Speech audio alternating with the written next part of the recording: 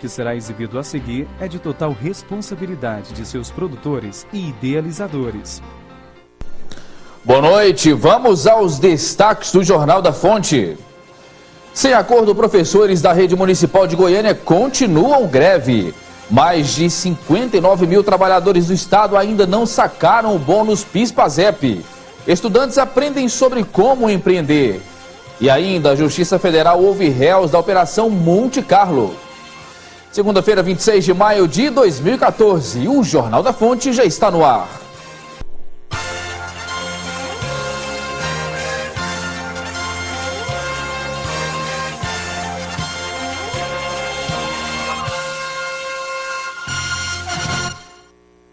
Foi realizada hoje em Goiânia uma audiência sobre a Operação Monte Carlo, que desarticulou um esquema de jogos ilegais comandado, segundo a polícia, pelo bicheiro Carlinhos Cachoeira. Ao todo, 50 réus estão relacionados ao processo. Dos 50 réus que estavam sendo aguardados, apenas 26 estiveram presentes na audiência de instrução do processo de investigação da Operação Monte Carlo, deflagrada em 2012. Os acusados foram ouvidos no auditório da Justiça Federal em Goiânia. Entre os réus estão policiais civis, militares e empresários, indiciados por corrupção passiva e envolvimento no esquema de jogos ilegais. Para o advogado do coronel da PM, Katayama, também réu do processo, não existem provas contundentes que o militar facilitava a ação dos bicheiros em Goiás. Nós comprovamos que nenhuma operação policial foi frustrada por conta de algum tipo de ingerência do coronel Katayama. Pelo contrário, demonstramos que durante o comando do coronel Katayama, diversas operações foram deflagradas, diversos equipamentos de caça-níqueis foram apreendidos. Muito tranquilo em relação à posição séria e operacional do coronel Katayama. Para a defesa do advogado Adriano Aprígio, acusado de formação de quadrilha, seu cliente não tem envolvimento com o esquema criminoso. Nós temos confiança de que a defesa provará, no caso do meu cliente especificamente, que ele não tem nenhuma responsabilidade, jamais quis aderir a qualquer tipo de envolvimento criminoso, jamais fez parte de qualquer quadrilha. O contraventor Carlinhos Cachoeira é acusado de chefiar um esquema de exploração de jogos ilegais e corrupção em Goiás e no Distrito Federal. Condenado a 38 anos e 9 meses de prisão, o bicheiro chegou a ser preso, mas responde o processo em liberdade. Entre os políticos investigados, o então senador Demóstenes Torres acabou tendo seu mandato cassado em uma CPMI realizada no Congresso Nacional. E usuários do transporte coletivo contam a partir dessa semana com a presença de 50 novos profissionais nos terminais da região metropolitana de Goiânia. Eles vão organizar os embarques e também atender usuários do sistema. Uma das ações do plano de metas da rede metropolitana do transporte coletivo para melhorar a qualidade do transporte urbano foi colocada em prática na última sexta-feira, que são os organizadores de fila, agora chamados atendentes de terminais. De momento, o consórcio disponibiliza 50 profissionais, distribuídos em 2 turnos de serviço em 14 terminais de Goiânia e região metropolitana, com exceção dos do Eixo Anhanguera, que são administrados pela Metrobus. A implantação está sendo gradativa. Na medida que nós contratamos e capacitamos, nós estamos trazendo os profissionais. A ideia é chegar em 100. Hoje tem 50 e nós estamos relocando nas linhas de maior demanda. Para a RMTC, a ideia dos organizadores de fila tende a resolver o problema do empurra-empurra. Mas na prática, os usuários parecem ainda não ter tido como observar melhora. Não, porque as filas aqui, entendeu, tá assim, ó, na hora que os ônibus chegam, entendeu, vira uma bagunça. Uma bagunça, aí todo mundo, entendeu, perde a fila. É um empurrando o outro. Então não existe fila aqui. E o trabalho dos organizadores de fila deveria ser para tornar o embarque de idosos, pessoas com crianças, gestantes e portadores de necessidades especiais mais solidário. Mas o que a gente vê é que na hora de entrar no ônibus, todos têm que entrar no meio da aglomeração. É muito ruim esse negócio de a gente estar pegar onde todo mundo empurrando, empurra. Então isso é muito indecente demais. Depois que entrevistamos Dona Leonor, uma atendente foi a seu encontro e a encaminhou para o início da fila.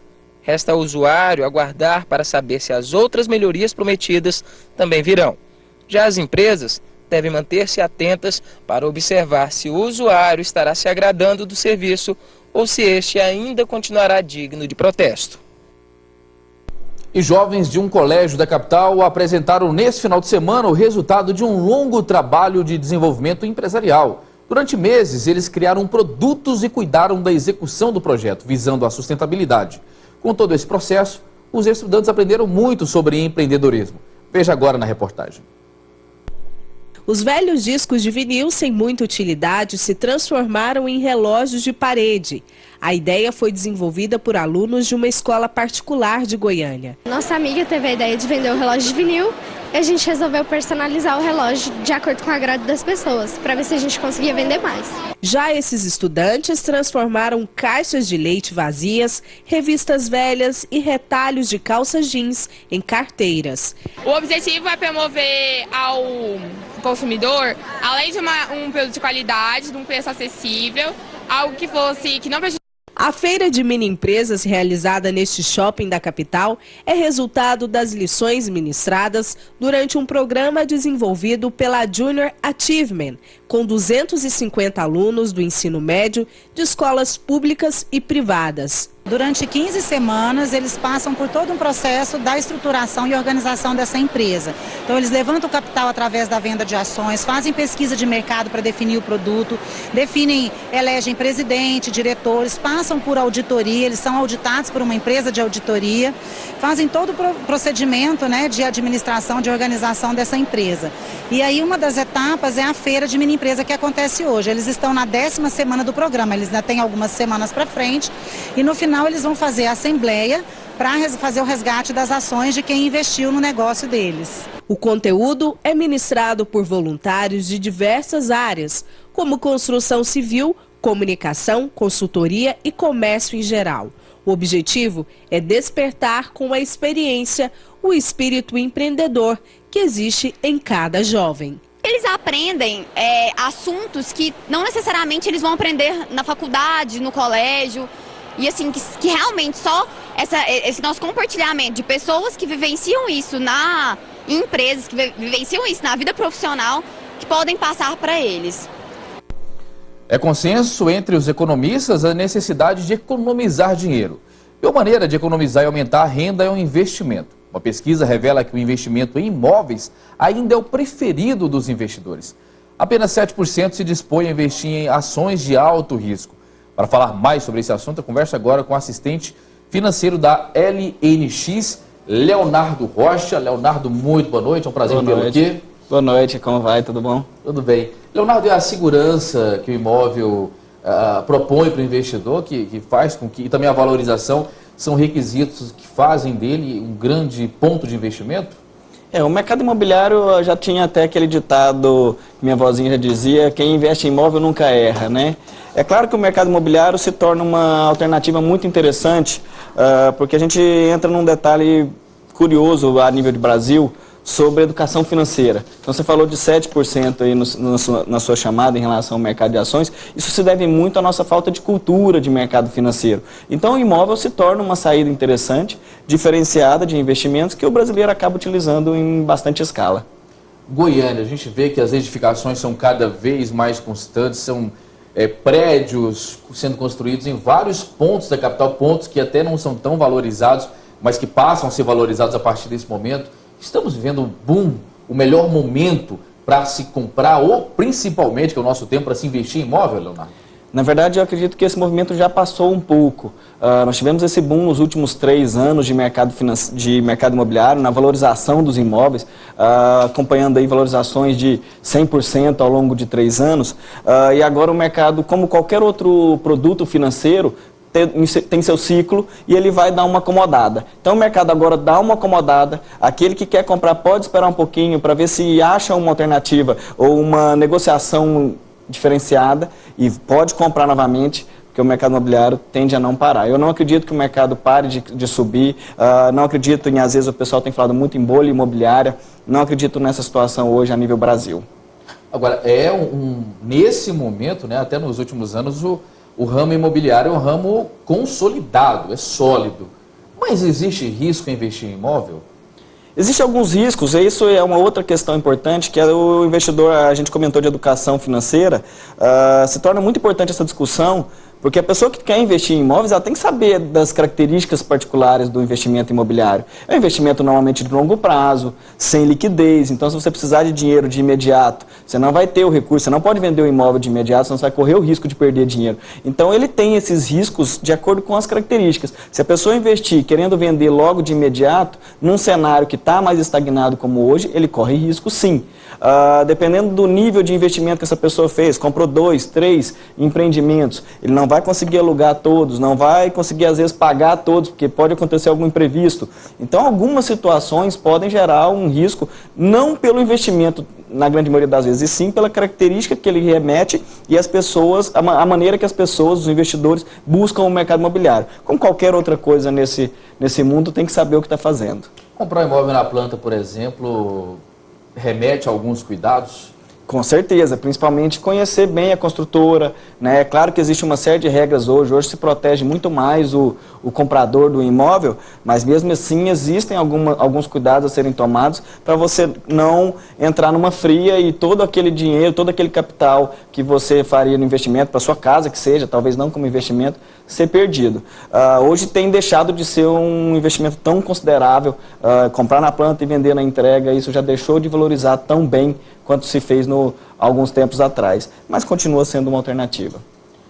Você falou sobre a falta, né, que realmente existe da educação financeira do brasileiro. A gente vê que nas escolas, de uma maneira geral, agora que se começa a falar em escolas particulares sobre isso, né, que é pequeno ainda. O brasileiro, depois dos negócios imobiliários, ele tem algum outro nicho de investimento? Ou ainda é pequeno as demais ramificações de investimento aqui no nosso país? As demais ramificações ainda continuam muito pequenas.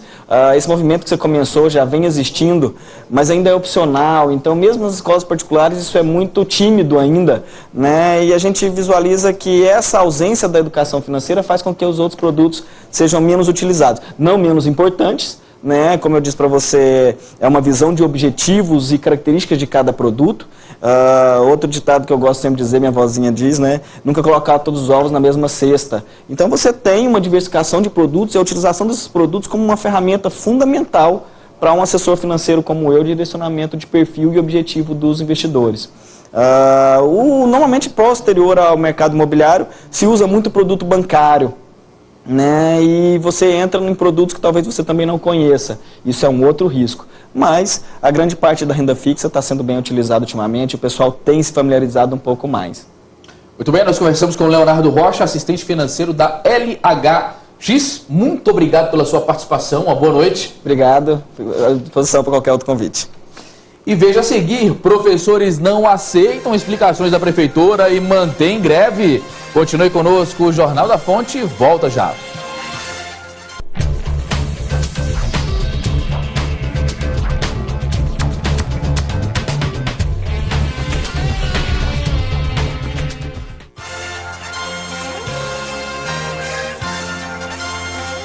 O Ministério Público Federal em Goiás expediu agora à tarde uma recomendação à Caixa Econômica Federal para que o banco volte a dar mais destaque em sua publicidade às regras de recebimento do PIS. É que mais de 59 mil trabalhadores do Estado ainda não sacaram o benefício. É muita coisa, né? Tem direito a receber o PIS quem trabalhou com carteira assinada pelo menos 30 dias no ano anterior, recebendo em média até 2 salários mínimos. Além disso, o trabalhador também precisa estar inscrito no Programa de Integração Social, o PIS ou PASEP do servidor público. Em caso de dúvida, o trabalhador pode ligar no 0800 726 0505. O prazo para sacar o benefício termina no dia 30 de junho. Fica para você essa informação de extrema relevância. Professores da Rede Municipal de Educação deflagraram greve. Pais e alunos desavisados encontraram os portões das escolas fechados nesta segunda-feira. A greve dos trabalhadores da Rede Municipal de Educação de Goiânia foi deliberada em assembleia no dia 22 de maio e teve início hoje, dia 26, respeitando as 48 horas. A greve acontece porque o prefeito Paulo Garcia não cumpriu o que foi acordado durante a greve do ano passado. Entre os itens que não foram cumpridos estão a incorporação da gratificação de regência na aposentadoria, prazo de no máximo 90 dias dias para iniciar o pagamento do adicional de titularidade, adicional de insalubridade e auxílio locomoção para funcionários administrativos, investimento no IMAS, entre outros. Conseguimos uma negociação com o prefeito, foi assinado com o próprio prefeito Paulo Garcia, com a presença também da secretária de Educação Neide, com o secretário de Governo Osmar Magalhães, dentre outras pessoas da Prefeitura, de toda a equipe de departamentos da SME, 17 itens. Desses 17 itens, pouquíssimos foram cumpridos, menos de 5, e dos que foram cumpridos parcialmente. Os grevistas também querem a retirada de um decreto expedido pelo prefeito de Goiânia, que pelo período de 6 meses suspende uma série de direitos, com o motivo de reajustar a crise financeira do município. Nesse decreto, o prefeito ele fala que não vai pagar, né, as gratificações, as titularidades que estão atrasadas. Ele suspende também aqui o direito de licença-prêmio, de licença a titularidade, licença por interesse particular e suspende até concursos públicos. Durante 6 meses, adoecer, que ficar afastado, ele não vai ter substituição. A greve é por tempo indeterminado e já atinge mais de 50% da rede. Na última sexta-feira, a Polícia Civil desencadeou a Operação 280, que teve o intuito de cumprir 4 mandados de prisão e 5 de busca e apreensão. A operação prendeu 3 dos principais líderes do movimento estudantil popular revolucionário.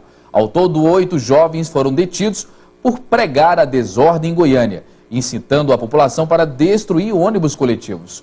E sobre esse assunto, eu falo agora com o superintendente de Direitos Humanos do Estado de Goiás, Fabrício Bonfim, que acompanhou toda a ação da Polícia Civil. Doutor Fabrício, boa noite, obrigado por estar conosco. Boa noite, nós agradecemos. Doutor Fabrício, o que deve, nós temos aí um dos 3, dos 4, 3 são presos, um está foragido. O que deve acontecer com essas 3 pessoas? Eu queria saber do senhor se essa polícia, se já foi repassada alguma informação para o senhor do paradeiro dessa 4ª pessoa. Olha, na verdade, nós estamos acompanhando todo o processo, é algo importante para ser discutido. O que cabe aos direitos humanos é acompanhar para que essas pessoas não tenham nenhum direito violado. Mas é importante dizer que se trata de algo difícil de ser tratado, ou seja, nós não estamos aqui para defender o cometimento de crime por quem quer que seja. Mas qual é a raiz do problema? Essa é a questão em que nós estamos extremamente atentos. Qual que vai ser o papel de vocês? É garantir que que os direitos dessas 3 pessoas presas sejam preservados, garantir a integridade física deles. No caso, vocês são um órgão governamental, mas que atua em favor dos direitos humanos. Vocês entram na questão jurídica também, solicitação de advogado, um defensor público. Como que funciona a atuação dos direitos humanos em casos como esse? Olha, na verdade, essa parte, dessa assistência cabe a cada um deles. O que ocorre é que nós estamos acompanhando e achamos importante porque se trata de algo que tem atingido não só o estado de Goiás, mas todo o Brasil. Essas manifestações, elas têm uma razão de existir. A população, muitas das vezes, indignada com a prestação de serviço do Estado ou com a prestação de serviço de algum ente privado, se vê como a única alternativa à manifestação, o que é legítimo na nossa democracia. Agora, quando a pessoa passa a cometer crimes, aí cabe um grande questionamento. Deve ser apurado com todo o rigor da lei. O nosso papel é garantir que toda e qualquer pessoa, indistintamente, não tenha o seu direito violado, ou seja, que não haja nenhum tipo de excesso, que a lei seja garantida, inclusive para esses indivíduos que momentaneamente cometeram crime, Superintendente, onde esses estudantes estão nesse momento detidos? Olha, nós acompanhamos desde o momento da prisão até o encaminhamento para a casa de prisão provisória. Eles estão, evidentemente, num local que é chamado de Verdinho, onde eles exercem algumas atividades ali. Isso para garantir a integridade física deles, porque tomou uma repercussão muito grande esse caso, e por esse motivo nós estamos acompanhando. Eles não estão recebendo nenhum tipo de privilégio, não é? Mas é claro que a condição deles é excepcional e eles estão num local mais apropriado para esse tipo de crime que eles cometeram, que é algo muito novo para todos nós aqui.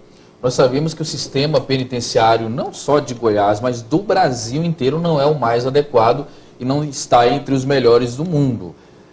o encaminhamento deles para a CPP, realmente, na opinião do senhor, era necessário? Olha, o nosso sistema prisional brasileiro sofre uma grande crise. Aqui não é diferente, mas nós temos aqui, minimamente, condições de estar recebendo esses presos e que eles possam ter a sua integridade física preservada. Existem várias ações que são promovidas no âmbito da Secretaria de Administração Penitenciária e Justiça, no sentido de ressocializar, talvez com políticas que possam devolver esse cidadão que momentaneamente ele está contido, mas amanhã ele estará contigo, estará com todos nós, né? Nesse sentido, esse acompanhamento se deve justamente com essa preocupação, não é? Para que esse caso não tome uma maior repercussão do que já tomou, que é o fato dessas pessoas momentaneamente terem agredido a sociedade à medida em que elas depredaram o patrimônio público e citaram a violência. Isso nós não concordamos, mas ao mesmo tempo nós estamos cumprindo o nosso papel de Estado, que é garantir que nenhum direito deles ou de qualquer pessoa seja violado. O mais importante é que as pessoas cumpram o seu direito democrático de manifestar como está na Constituição, mas sem quebrar nada, sem quebradeira, sem nenhum tipo de arruaça. Nós agradecemos a participação do Superintendente dos Direitos Humanos do Estado de Goiás, Fabrício Bonfim. Eu acredito que vocês vão continuar acompanhando esse caso e tendo novidades, nós estaremos veiculando aqui no Jornal da Fonte e no jornalismo. Obrigado pela participação do senhor, uma boa noite. Nós que agradecemos e direitos humanos para toda e qualquer pessoa indistintamente. Muito obrigado. E um adolescente de 17 anos suspeito de cometer 9 estupros foi liberado do Centro de Atendimento Socioeducativo em Lusiânia, no entorno do Distrito Federal, por decisão da Justiça. Para entender melhor esse caso, chega no Jornal da Fonte a repórter Graciele Oliveira. Graciele, que tanto de delitos, boa noite para você. Boa noite, Segismar. Pois é, a medida foi tomada por falta de estrutura na unidade, Segismar. A coordenação do local chamou aí o Ministério Público pedindo a ele que esse jovem fosse liberado por falta de estrutura na unidade, alegando que não há uma ala de isolamento de menores na unidade. Esse jovem sofre de distúrbios, vários distúrbios psiquiátricos e oferece aí vários riscos aos demais menores internos na unidade. Ele ficou na unidade 45 dias, não participou de nenhuma atividade educativa. Nem a mãe do menor, Segismar, concordou com a liberação do jovem. Outros 9 jovens foram liberados aí da unidade pelo mesmo motivo. É realmente uma calamidade. Olha, Graciele, acabamos de falar de direitos humanos aqui, a gente chega com a notícia dessa. Calamidade mesmo que você falou, calamidade ao quadrado e ao cubo. Muito obrigado pela sua participação. E mudando de assunto, o governador Marconi Perillo inaugurou hoje mais um VaptVupt no estado. A unidade fica na Secretaria de Meio Ambiente, no setor leste universitário, e será dedicada a tratar de questões da área ambiental. O novo espaço é destinado a atender a demanda de pessoas físicas e jurídicas relacionada às certidões ambientais. Todos os empreendedores que vão iniciar as suas atividades ou aqueles que já têm as suas atividades iniciadas, as renovações de licença, então para todos esses serviços nós estamos com prazos mais curtos e com um atendimento com muito mais qualidade. Presente à cerimônia, a presidente da CIEG, Elenir Queiroz, aprova o VaptVupt ambiental. De acordo com ela, a Prefeitura de Goiânia deveria providenciar algo semelhante para auxiliar aos empresários. Melhor para todo mundo, gera mais emprego, gera mais negócios. É um sonho para o setor empresarial que isso acelere. E o nosso sonho é que isso agora migre para a área, para a prefeitura, que a AMA faça a mesma coisa que a SEMAR fez e crie algo similar na prefeitura. E mesmo disputando espaço com outros veículos, o condutor que transita em Goiânia encontra meios para pisar no acelerador. O excesso de velocidade é a principal infração cometida nas ruas e avenidas da capital. Em Goiânia, são 1.149.000 veículos disputando espaço. E mesmo assim, os condutores conseguem pisar no acelerador. De janeiro a abril deste ano, foram constatados 181.295 infrações por excesso de velocidade, segundo o levantamento da Coordenadoria de Registro Nacional de Acidentes e Estatísticas de Trânsito. E esta é a principal infração não só em Goiânia, como em todo o país, como afirma o diretor técnico do Detran Goiás. A gente tem muitos encontros nacionais para debater as infrações, as causas, o que podemos fazer para reduzi-las. E o excesso de velocidade é a infração mais cometida em todo o Brasil. Os veículos hoje são cada vez mais potentes, né? A aceleração é muito rápida, a pessoa pisa ali já está mais de 80, mais de 100 km por hora, não tem a sensação tanto da velocidade cometida, porque os vidros hoje andam fechados, com o ar-condicionado ligado, o som. Então isso tira a percepção do excesso de velocidade que o condutor está realizando. O excesso de velocidade vem antes da segunda infração mais cometida pelos condutores, a desobediência ao sinal vermelho ou de parada obrigatória. Os números aumentaram em relação aos anos anteriores e são reflexo do aumento dos sistemas eletrônicos de fiscalização. Horácio Melo acredita que a punição, por meio da suspensão da CNH, Carteira Nacional de Habilitação, os condutores aprendem e se tornam menos imprudentes. Nos últimos 8 anos, 10 mil condutores infratores passaram pelo curso de reciclagem do Detran, após atingirem a pontuação máxima de infrações. O curso traz resultados muito positivos.